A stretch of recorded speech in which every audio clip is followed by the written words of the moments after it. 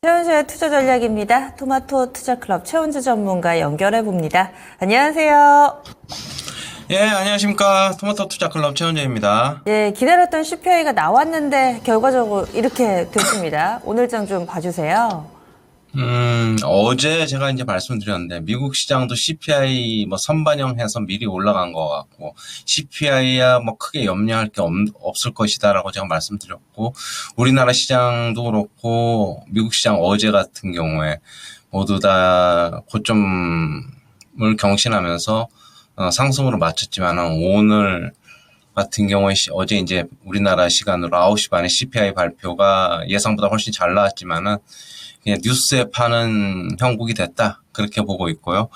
오늘 장 한마디로 정리하면은 외국인 반도체 투매에 의한 지수 급락이다. 이렇게 보고 있습니다. 외국인 반도체 투매에 의한 지수 급락. 그러면 일시적일까요? 아니면은 뭐 조금 더 여파가 갈 거라고 보시는지, 그리고 오늘 장에서 중요했던 부분들 더 짚어주세요.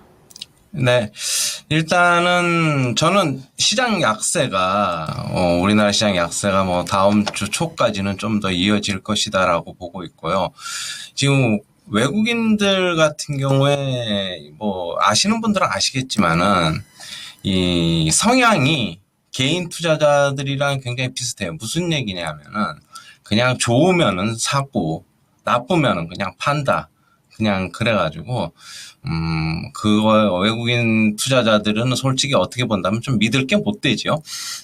항상 성향이 그래 왔다는 거는 여러분들이 좀 알아주셨으면 좋겠고, 좀 우려되는 거는 이제 미국 시장을 봐야 되는데, 이게 왜 미국 시장을 보냐면 그동안에 이제 본다면은 우리가 이제 AI 관련 뭐 엔비디아라든가 뭐 이렇게 해서 우리나라 시장에서 많은 수혜를 입은 종목들이 있었잖아요. 뭐 하이닉스라든가 뭐 한미반도체, 그다음에 이스페타시스 뭐 등등 반도체 관련 주식들 좀 몇몇 종목들이 있었고, 최근에는 삼성전자를 비롯 삼성전자까지 그 대열에 좀 뒤늦게 가세를 했는데, 엔비디아가 제가 저번 주 화요일인가 그 3포인트 시간에 제가 나가는 게 있는데, 저번 주 화요일인가 아마 엔비디아를 저번 주에 이제 앵커님께서 이제 물어보시길래 엔비디아 이제 서서히 이제 뭐 급하게 꺾이기보다는 좀 서서히 조금 꺾이지 않겠느냐라고 제가 말씀드렸고, 솔직히 이게 뭐 버블인지 아닌지는 시간이 지나봐야지 알겠지만은 어느 정도는 상당히 밸류에이션도 비싸졌고, 그래서 저는 좀 차트도 좀 안 좋은 모습 그때 좀 나왔고 그래가지고 좀 서서히 꺾일 것이다라고 했는데, 또 CPI 발표 앞두고서 고점 경신하러 가는 것 같더니 그냥 바로 어제 거래량 좀 실리면서 음봉이 좀 길게 나왔습니다.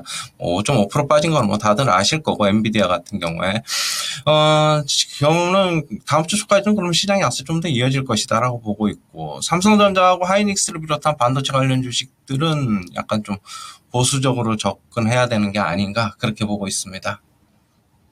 그래서 몇 주 전부터 이 엔비디아에서부터 시그널을 포착을 해주셨고, 이런 부분들 국내 빅테크까지 연결지어서 봐주셨는데, 그렇다면은 이렇게 많이 올랐던 종목군들이 내려가고 많이 밀렸던 종목군들이 올라가는 이 위아래가 바뀌는 현상을 예상하고 계신 거세요? 근데 오늘 솔직한 얘기로 어제 이제 여러분들도 조금 뭐 기사를 보시면 아시겠지만, 미국 시장 같은 경우에는 그동안에 이제 중소형 관련주 지수인 러셀 2000 있잖아요.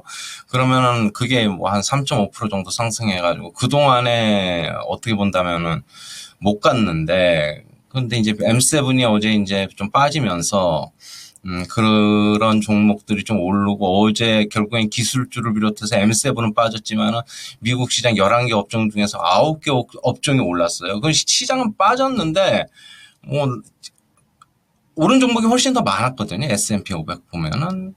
그러면 우리나라 시장도 어느 정도 그걸 예상을 했지만은 아직까지는 조금 시기상조가 아니겠느냐. 그러기 위해서는 밑바닥에서부터 약간 작업이 조금, 그러기 위해서는 그럴 시간이 좀 필요하지 않겠느냐라고 보고 있고, 시장은 조금 이제 어떻게 보면 그동안에 소외받았던 주식들 위주로 좀 올라갈 가능성은 솔직히 좀 있다고는 보고 있습니다.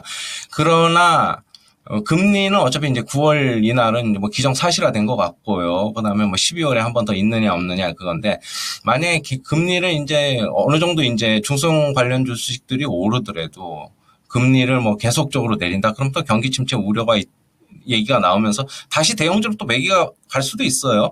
근데 지금 당장은 아니지만은 뭐 그런 시나리오도 있을 수도 있다. 그렇게 보고 있고. 하지만 그동안에 소외받았던 주식들 위주로 시장 안정이 되면은 올라갈 가능성이 저는 있다고 보고 있습니다. 그럼 시장 안정 후 뭐 그런 중소형 관련 주식들 뭐 그런 종목들 위주로 새로운 장세가 전개될 수도 있다라고 보고 있고 금리 인하가 기정사실화된 만큼 금리 인하 수혜주 가령 예를 들면 재무구조가 조금 안 좋다든가 바이오 관련 주식들은 조금 더 주목을 받지 않겠나 그렇게는 보고 있습니다. 완전히 이렇게 뒤바뀌기에는 시기상조기는 하지만은 앞으로 이런 종목군들에 대한 관심도 열어두자 의견 주시네요. 게다가 간밤에 위증시에서도 러셀 2000이 많이 올랐잖아요. 그리고 중소형주 오르고 그래서 또 개수도 많이 오른 종목이 많은 것으로 나타난 것 같은데 그래서 이제는 코스닥 장세가 좀 형성될 것이냐 여기에 대해서도 그러면 동일한 의견이세요? 저는 그렇게 보고 있고요. 오늘 같은 경우는 코스닥 시장의 낙폭이 좀 적었잖아요. 아무래도 뭐 그동안에 삼성전자, 하이닉스 이제 시총 상위 주식들 위주로 코스피 위주의 장세가 전개됐는데 코스닥 시장도 조금 어떻게 보면은 조금 전에 얘기했지만 시간이 필요하겠지만은 숨통은 트일 수 있는 여지는 좀 남겨뒀다고. 뭐 금리 인하가 되면은 코스닥 시장에 있는 주식들 같은 경우에는 재무 구조가 아무래도 코스피 시장보다 뭐 좀 안 좋은 회사들이 많기 때문에 그동안에 고금리 여건에서 좀 피해를 받았지만은 이제는 조금 괜찮아지지 않을까. 좀 그렇게 보고 있고요. 반도체 주식들보다는 조금 가벼운 주식들이나 오늘 뭐 에코프로 BM 조금 올랐는데 에코프로 그룹 관련 좀 올랐는데 차라리 2차 전지가 조금 더 낫지 않겠나 좀 그렇게 보고 있습니다. 그리고 그동안에는 실적 상당히 많이 강조해 주셨잖아요. 실적 모멘텀은 계속 지속될 걸로 보세요? 그렇죠. 아무래도 실적 시즌이다 보니까 그거는 이제 지속될 것으로 보고 있고, 뭐, 미국도 계속적으로 실적이 발표되는데, 뭐, 금융주를 비롯해서 다음 주에는 또 계속적으로 발표가 되는 것으로 알고 있고, 실적 시즌인데, 그런데 이제 실적 반영해서 선반영해서 올라가더라도 조금 제한적이지 않겠나? 좀 그렇게 보고 있고, 하지만은 뭐, 어닝 서프라이즈가 나올 수 있는 종목들 같은 경우에는 뭐 조금씩 매수가 강하게 들어올 수는 있다. 그렇게 보고 있습니다. 수출 관련주는 뭐 여전히 좀 좋다고는 보고 있는데 오늘 뭐 화장품 주식들 같은 경우에 실리콘투가 좀 급락을 했어요. 여러 가지를 좀 봤을 때 화장품 주식들 같은 경우에도 대장주가 실리콘투가 좀 흔들리면서 좀 영향이 있을 수도 있다라고 보고 있고 지금 자동차 주식들 같은 경우에도 현대차의 미국 법인에 대한 뭐 그런 것 때문에 조금 내려와 있는데 전체적으로 지수가 안정돼야지 대형주가 조금 힘을 쓰지 않을까라고 보고 있고 개별 주식 재료 있는 주식들 위주로 그냥 완전히 그냥 각계 전투가 뭐 조금 더 이어지지 않겠나 그렇게 보고 있습니다. 질문입니다. 제약바이오 오늘 강했잖아요. 이쪽 어떻게 보세요? 저는 아까도 얘기했듯이 금리 인하에 대표적으로 좀 수혜가 예상되잖아요. 이제 금리 인하가 기정사실화된 만큼 조금 더 상승 여력은 있다고 보고는 있는데 많이 올랐기 때문에 언제 반도체 주식들처럼 또 어떤 이유를 갖다 붙여서 갑자기 또 하락을 할 수도 있다. 조금 주의하자. 그렇게 보고 있습니다. 삼천당 제약도 많이 올랐다가 최근에 조금 하락했기 때문에 오늘 뭐 HLB도 그렇고 조금 주의하는 게 좀 필요하지 않겠느냐. 많이 오른 주식들은 지금은 좀 어떻게 보면다면은 저는 조금 보수적으로 보고 싶습니다. 일단은. 네, 알겠습니다. 전문가님 다음 주에 뵐게요. 네, 감사합니다.